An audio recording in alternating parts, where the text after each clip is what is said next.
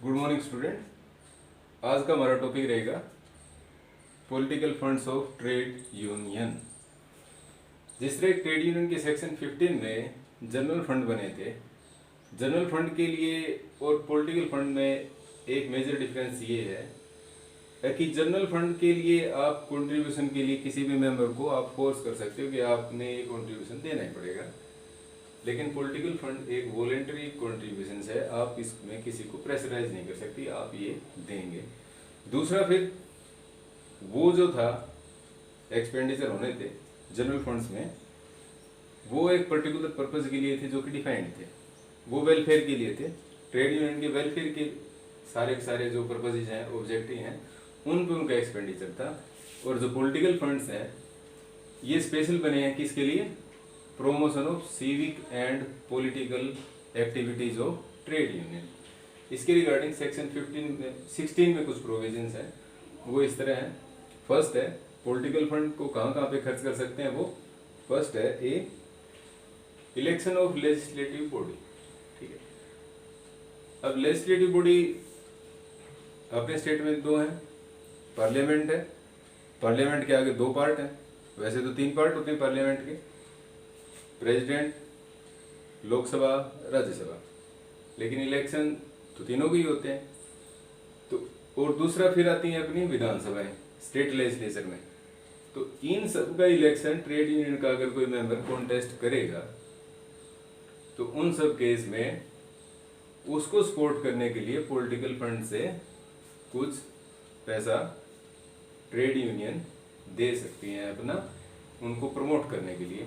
क्योंकि अगर state legislature या यूनियन लेजिस्लेचर में इनका रिप्रेजेंटेटिव रहेगा तो वहाँ पे इनकी बात सुनी जाएगी, और जितने भी लॉज बनेंगे तो वहाँ पे फेवर में या अगेंस्ट इनकी बात जो है पार्लियामेंट में या स्टेट लेजिस्लेचर में रखी जा सकती है। उसकी एक अहमियत रहेगी, उनको बोलने का भी मौका दिया जाएगा, तो वो अपनी बात जो है ट्रेड यूनियन की तरफ से वहाँ रख सकते हैं। सेकंड है अपना इलेक्शन मीटिंग्स।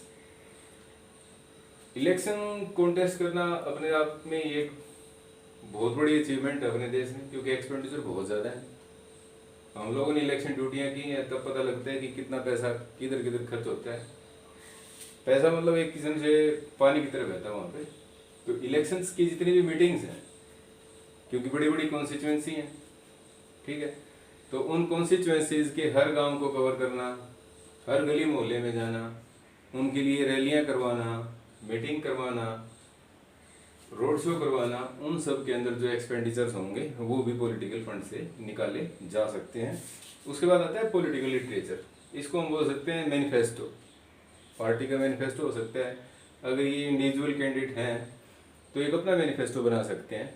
तो मैनिफेस्टो जो बनेगा, बनाने के लिए भी एक्सपर्ट हैं, एक्सपर्ट लोग हैं, वो बनाते हैं इन सबको। उनका बनाने का एक्सपेंडिचर, दूसरा उनका पब्लिकेशन का एक्सपेंडिचर, थर्ड उनका सर्कुलेशन का एक्सपेंडिचर। वो पूरी सोसाइटी में सर्कुलेट तो होने चाहिए जनता को, तभी तो पता चलेगा कि हम लोग क्या करना चाह रहे हैं। तो उन पे जो एक्सपेंडिचर हैं वो भी पॉलिटिकल फंड से लिए जाएंगे।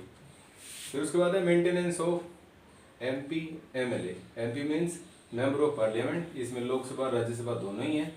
MLA member of legislative assembly. ये तो इनके भी आप सोचोगे इनको मेंटेनेंस की क्या जरूरत है। अगर 10 साल पहले तक भी अगर जाओगे तो इन सब की जो सैलरी मिलती थी वो एक नॉमिनल सैलरी थी, ठीक है। अब सैलरी बढ़ चुकी है, काफ़ी बढ़ गई है, लेकिन उस टाइम तक इनको भी एक नॉमिनल सैलरी मिलती थी। तो ट्रेड यूनियन अपने एमएलए एमपी जो इलेक्ट हुए कहीं भी, उनको मेंटेनेंस देती थी कि इनका एक जो स्टैंडर्ड ऑफ लिविंग है वो बना रहे। इनको पूरे देश में लोगों से मिलना है, पॉलिटिकल मीटिंग करवानी है, उनकी बात सुननी है, उनकी बात लोकसभा विधानसभा तक पहुंचानी है। तो उन सब में जो एक्सपेंडिचर आएंगे वो भी देंगे, और इनके साथ साथ इनकी एक फैमिली भी तो है,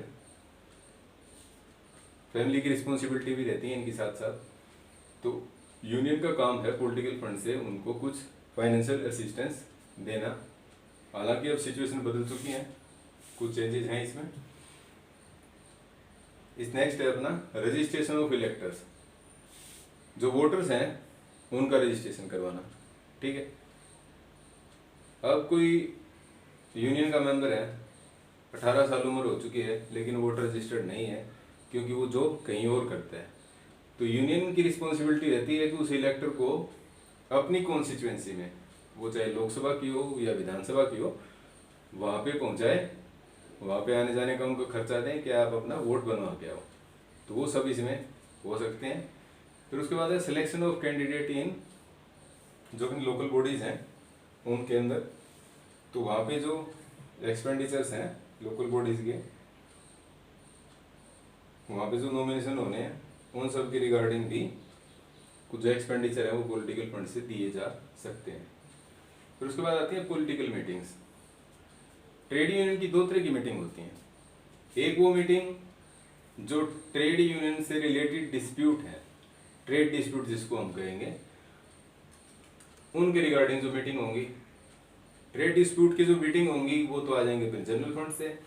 उसके बाद आती है पॉलिटिकल मीटिंग्स, दूसरी तरह की हैं ये पॉलिटिकल मीटिंग्स कौन सी हैं, है कि ट्रेड यूनियन को एक पॉलिटिकली स्ट्रॉन्ग ग्रुप दिखाने के लिए भी ये पॉलिटिकल मीटिंग करनी पड़ती हैं।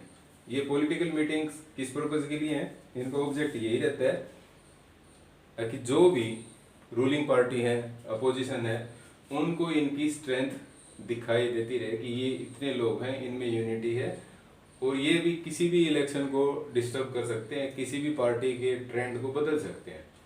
तो उनकी जो मीटिंग्स होंगी वो एक्सपेंडिचर। उसके बाद पॉलिटिकल लिटरेचर्स। हर यूनियन की अपनी एक सोच है,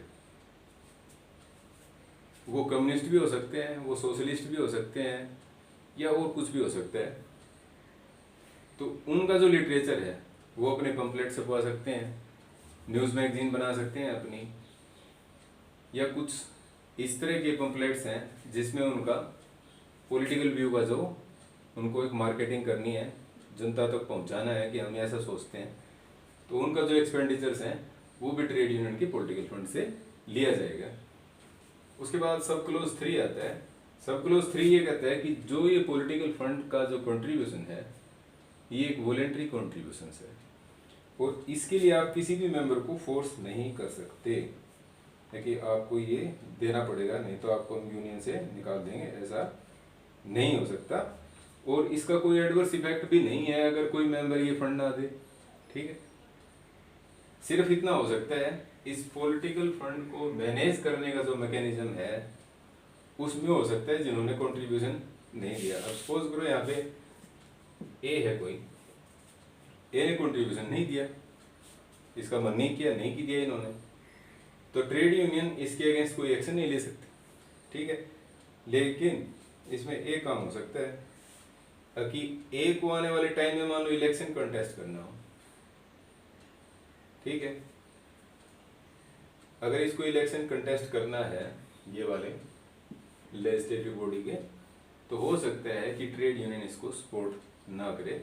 रीज़न यही है कि इन्होंने कभी कंट्रीब्यूशन नहीं दिया।